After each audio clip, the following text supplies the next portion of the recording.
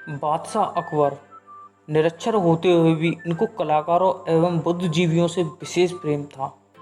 बादशाह अकबर के इसी प्रेम के कारण बादशाह के दरबार में 9 अति गुणवान दरबारी थे, जिन्हें अकबर के नवरत्नों के नाम से जाना जाता है।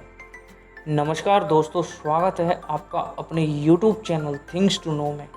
दोस्तों, इस वीडियो के माध्यम से आज मैं आपको अकबर के नवरत्नों से रूबरू कराऊंगा तथा इन नवरत्नों में से एक के नाम पर उत्तर प्रदेश के एक ज़िले में IAS PCS का प्रशिक्षण केंद्र है, उसके बारे में भी आप जानेंगे। नंबर 1, बीरबल। बीरबल का जन्म कालपी में 1528 ईस्वी में ब्राह्मण वंश में हुआ था। बीरबल अकबर के सलाहकार थे। ये बहुत बुद्धिमान तथा बादशाह अकबर के सभी नवरत्नों में सर्वाधिक प्रसिद्ध थे। इनके बचपन का नाम महेशदास था। ये एकमात्र ऐसे हिंदू राजा थे जिन्होंने दीन इलाही धर्म को स्वीकार किया था।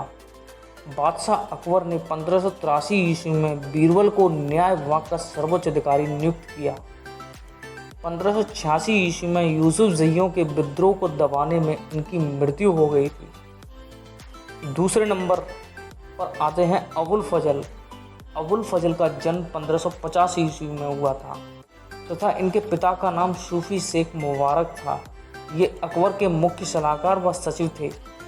अबुल फजल ने प्रसिद्ध पुस्तक अकबरनामा तथा आईना ए अकबरी की रचना की थी तथा विष्णु शर्मा की पुस्तक पंचतंत्र का फारसी अनुवाद अबुल फजल ने किया था। सन 1602 ईस्वी में जहांगीर के इशारे पर बुंदेल ने अबुल फजल की हत्या कर दी थी। तीसरे नंबर पर आते हैं तानसेन। संगीतज्ञ तानसेन का जन्म मध्य प्रदेश के ग्वालियर जिले में हुआ था। इनके बचपन का नाम तनु पांडे था।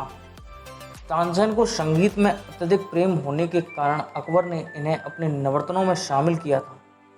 तानसेन ने कई रागों का निर्माण किया था, जिनमें ध्रुपद शैली, मियाँ की टोड़ी, मियाँ की मल्हार, मियाँ की सारंग आदि शामिल हैं।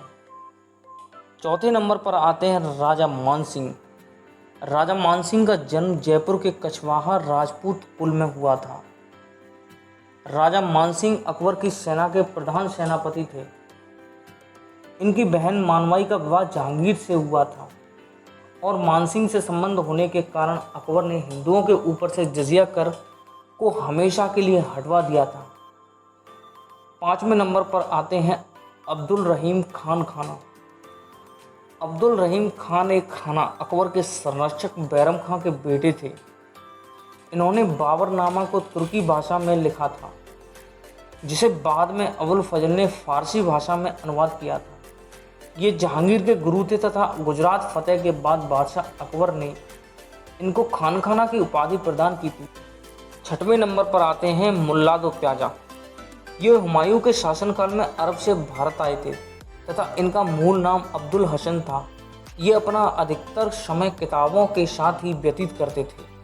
बादशाह अकबर ने मुल्ला दो प्याजा की किताबों में अत्यधिक रुचि देख शाही पुस्तकालय का प्रभारी बना दिया। साथ में इनको अकबर ने प्याजा की उपाधि भी दी थी, क्योंकि इनको प्याज से प्रेम था। सातवें नंबर पर आते हैं हकीम हुक्काम। ये अकबर के सलाहकार थे। ये खत पहचानने तथा कविता समझने में अत्यधिक महारत हासिल थी। ये बहुत ही आचारवान, उदार, मीठी वाणी तथा मिलनसार में विश्वास रखते थे तथा अकबर के रसोई घर में इनको प्रधान पद प्राप्त था। आठवें नंबर पर आते हैं फैजी। इनका जन्म 1547 ईस्वी में हुआ था तथा ये अबुल फजल का भाई था और ये फारसी भाषा में कविताओं की रचना करते थे। अकबर ने इन्हें अपने बेटे के लिए गणित के शिक्षक के तौर पर नियुक्त किया था तथा इनकी मृत्यु 1595 ईस्वी में हुई थी। दोस्तों, अब बात करते हैं हम 9वें नंबर की। दोस्तों, 9वें नंबर पर आते हैं टोडरमल जी।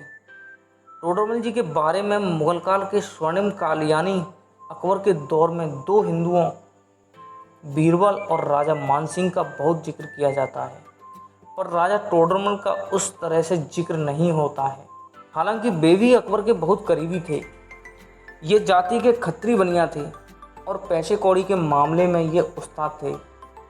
इनके जन्म स्थान को लेकर आज भी विवाद है, पर जानकारों का कहना है कि इनका जन्म उत्तर प्रदेश के सीतापुर में हुआ था। ये अकबर के दरबार में राजस्व मंत्री का पद संभालते थे। अकबर की सेवा में आने से पहले वे शेरशाह सूरी के यहाँ नौकरी करते थे। बादशाह अकबर के समयकाल की भूमि पैमाइश राजा टोडरमल की देन है।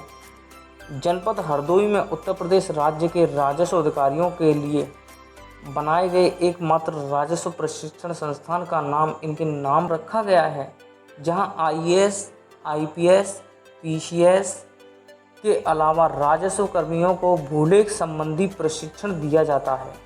इनकी मृत्यु 8 नवंबर 1589 को लाहौर में हुई। मृत्यु के बाद उनके शरीर का हिंदू परंपराओं के अनुसार अंतिम संस्कार किया गया। चैनल से जुड़े रहने के लिए आपका बहुत बहुत धन्यवाद।